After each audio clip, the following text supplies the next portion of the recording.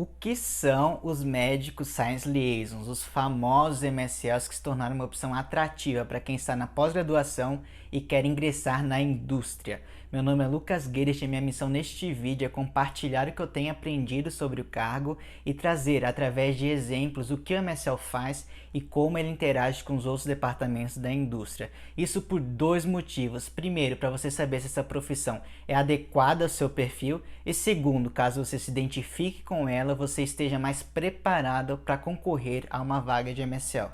Se você não faz ideia ou se você ainda sente dificuldade de entender os principais conceitos, responsabilidades e funções do MSL, você não está sozinho.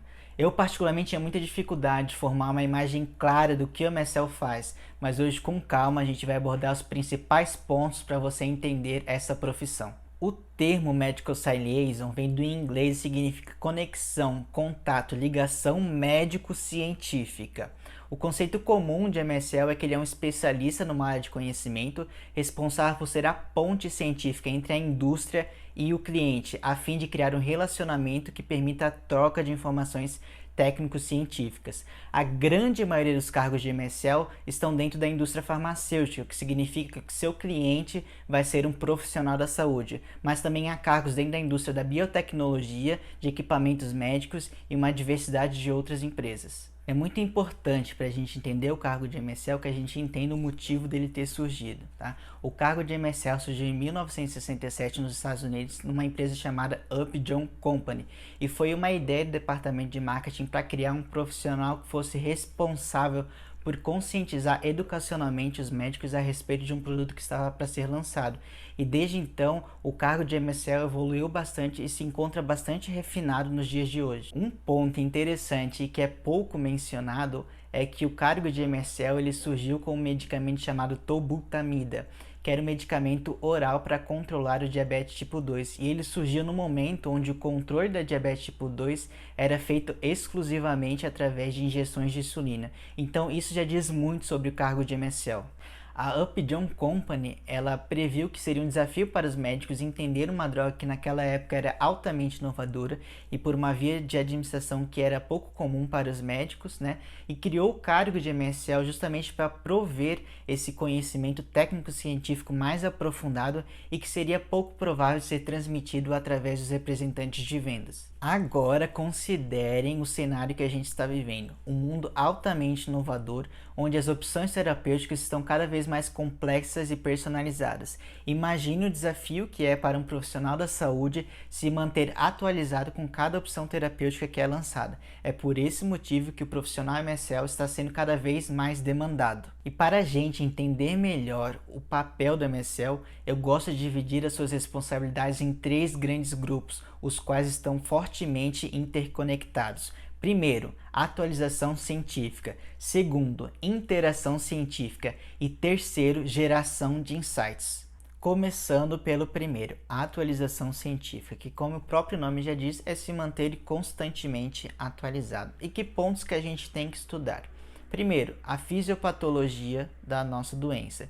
Segundo, o cenário terapêutico. Quais são as opções de tratamentos, principalmente focando na droga que a gente trabalha e os seus competidores diretos. E terceiro, as diretrizes de tratamento da doença. Quais são as recomendações de tratamento, as recomendações de diagnóstico, de acompanhamento e de avaliação do sucesso terapêutico.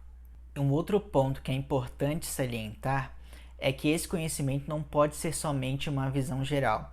A gente tem que saber em detalhes e fazer uma análise criteriosa dos estudos clínicos da nossa droga e dos competidores. A gente precisa saber quais são os endpoints primários e secundários, qual o perfil da população analisada, quais foram as metodologias estatísticas aplicadas, como que esses estudos se comparam entre si, como que eles respondem às necessidades médicas não atendidas e qual é o impacto que eles têm na prática clínica, porque tudo isso são pontos importantes para a gente diferenciar a nossa droga dos competidores. E como que a gente faz essa atualização científica? Através do estudo de artigos, através da participação de congressos e eventos científicos e através de treinamentos internos. E todo esse conhecimento que a gente adquire é super importante para a gente aplicar na segunda responsabilidade do MSL, que é a interação científica. A interação científica é onde a gente passa a maior parte do tempo, principalmente no processo de planejamento e preparo do material que a gente vai levar para conversar com o médico. E nessas conversas a gente aborda pontos importantes da nossa droga e aspectos relevantes do manejo dos pacientes também. Esse papel do MSL é fundamental e se torna ainda mais relevante no período de pré-comercialização de uma droga, porque no período que antecede a aprovação regulatória de um medicamento não pode haver nenhuma atividade promocional. E com essa troca de informações, a gente já começa a familiarizar o médico com aspectos importantes da droga, para que quando ela seja aprovada para comercialização, o médico já esteja mais confortável com as características de posologia, de via de administração, de eficácia e segurança, e que já esteja claro para o médico quais são as necessidades médicas não atendidas que essa droga vai sanar. E a gente assim assegura que o médico utilize a droga da forma adequada e para o perfil de pacientes indicado, assegurando também que essa droga tenha a sua máxima eficácia para os pacientes. E isso nos leva à terceira grande responsabilidade do MSL, que é a geração de insights. A gente precisa entender quais são os fatores que influenciam a tomada de decisão do médico e como que ele acha que essa droga vai se encaixar dentro da sua prática clínica. A gente precisa entender quais são as percepções da comunidade médica a respeito da nossa droga, quais são as percepções de fraquezas e fortalezas dessa droga, como que eles veem que isso vai se encaixar dentro das suas necessidades médicas não atendidas. E todos esses pontos recaem sobre a responsabilidade do MSL, que é o representante da área médica no campo, é o ouvido científico da empresa dentro dos consultórios. E esse processo de entender a prática clínica do médico, como que ele toma suas decisões, requer tempo, é muito complexo. Então, por isso que a gente fala que o MSL é responsável por construir um relacionamento científico, porque quando a gente tem um relacionamento, as informações fluem mais facilmente. E se a gente entende como que o médico toma essas decisões, a gente pode trazer pontos importantes da nossa droga que se encaixam nessa perspectiva do médico e que o auxiliarão no seu dia a dia. Nós também levamos essas informações importantes para dentro da empresa, que a empresa utiliza essas informações para adequar e para desenvolver a estratégia médica do produto. E o que é essa estratégia médica? A estratégia médica são as informações importantes que a empresa utiliza para posicionar a droga no mercado de uma forma com que fique claro quais são as vantagens dessa droga que vão sanar as necessidades médicas não atendidas. Então vamos a um exemplo que une essas três grandes responsabilidades do MSL. Imagine que você trabalha numa empresa que está lançando uma droga nova para tratar um tipo específico de câncer e que essa droga aumenta consideravelmente a sobrevida de um subgrupo genético desses pacientes. E embora as recomendações nacionais e internacionais orientem para uma abordagem personalizada para esses pacientes, o médico que você visita acaba utilizando sempre a mesma droga para todos os pacientes, perdendo a oportunidade de utilizar a droga certa para o paciente certo. E enquanto MSL, o que você pode fazer nesse cenário? Você estudou, você se preparou, você sabe todos os detalhes da sua droga. Mas convenhamos que se o médico não entende a importância de uma abordagem personalizada, ele não vai entender o valor agregado do seu produto. Então, o que a gente poderia fazer? A gente tem que entender o porquê do comportamento desse médico, quais são as experiências dele que fundamentam essa abordagem de tratamento igual para todos os pacientes, sempre com a mesma droga inicial. Após isso, a gente começa a levar para esse médico estudos que mostrem o benefício dessa abordagem personalizada, assim como consta dentro das recomendações das sociedades médicas. E depois que a gente tem um progresso nesse sentido, que a gente começa a levar dados sobre a nossa droga, porque só assim o médico vai entender o real valor desse medicamento. Faz sentido, não faz? Pessoal, vale ressaltar que a gente não tem o objetivo nem de convencer, nem de ensinar o médico. Nosso único objetivo é instigar que ele pense com base nas informações científicas mais atualizadas, porque como eu mencionei no início do vídeo, está cada vez mais difícil se manter atualizado com tantas opções terapêuticas novas saindo.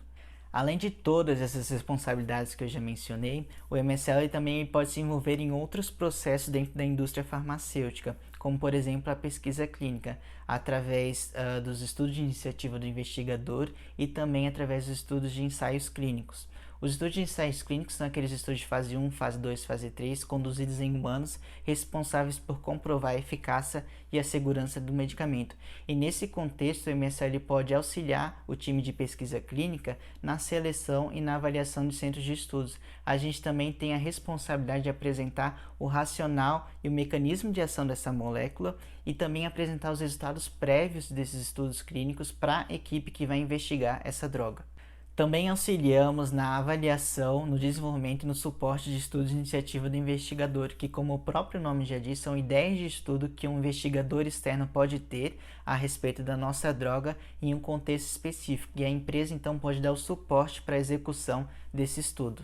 A gente também participa do treinamento científico de palestrantes contratados pela empresa e também treinamento interno da força de vendas. Um outro ponto onde a gente tem um papel relevante é na organização e na condução de eventos de educação médica continuada e de conselhos consultivos, que a gente chama de Advisory Board, que são reuniões onde a empresa contrata médicos externos para entender qual é a percepção que eles têm sobre a droga e quais são as tendências dessa área terapêutica onde a droga está inserida. Um último ponto importante é que o MSL auxilia na confecção de aula e de textos que são utilizados tanto internamente quanto externamente. Bom, pessoal, chegamos ao fim. Espero que tenha ficado mais claro o que é o MSL e o que ele faz, e espero que vocês tenham gostado. Sejam bem-vindos ao canal Carreira de MSL e sigam a gente no Instagram também. A ideia é a gente formar uma comunidade colaborativa para difundir a profissão e para ajudar as pessoas que queiram ingressar e se aperfeiçoar nessa carreira. Se vocês tiverem sugestões de tema para os próximos vídeos, deixem aqui nos comentários. Um abraço e até a próxima!